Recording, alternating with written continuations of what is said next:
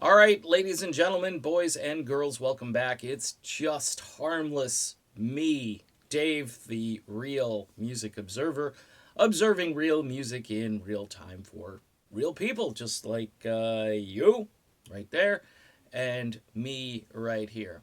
Was on Twitter, and Bill Champlin, former vocalist for the band Chicago, an all around band savior during the 1980s, tweeted out a performance of himself along with Danny Seraphine in the band CTA, known as California Transit Authority. They've been around for quite some time, and they've had Bill Champlin in the group. They've had Jason Sheff do at least one guest appearance I'm aware of. And really a great vehicle for Chicago music. It was interesting because they were on this show called Good Day Los Angeles, and they mentioned that they like to think of themselves as Chicago on steroids. They also went on to kind of poke a little, I don't know, take a little shot at their former employer, basically saying that, we perform these songs in a way that they don't. They kind of try to backtrack a little.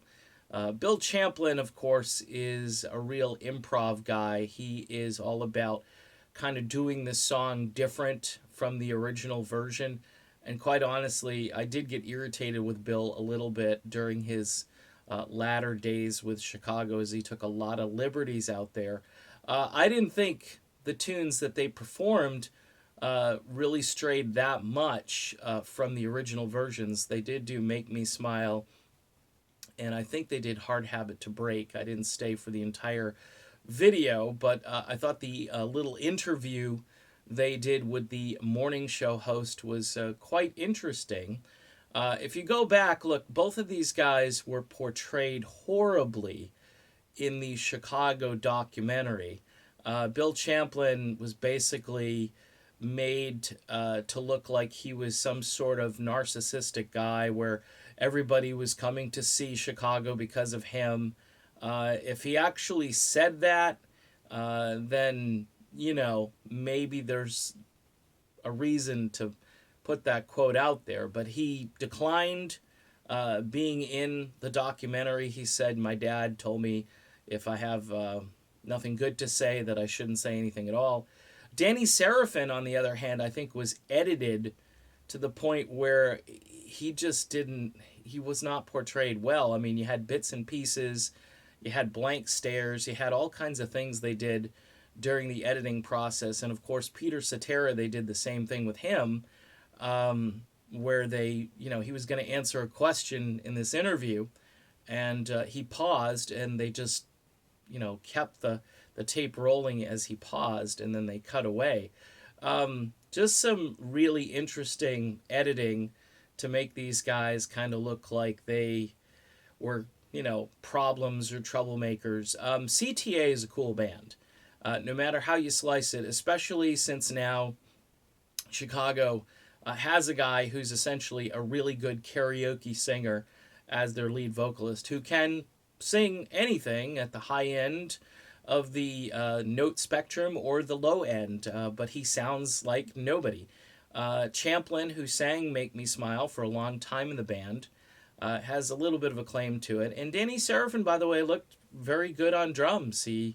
I don't get the whole Danny Seraphine dismissal. Yeah, he had a couple of bad years, but, Robert Lamb missed most of the 1980s, you know what I mean?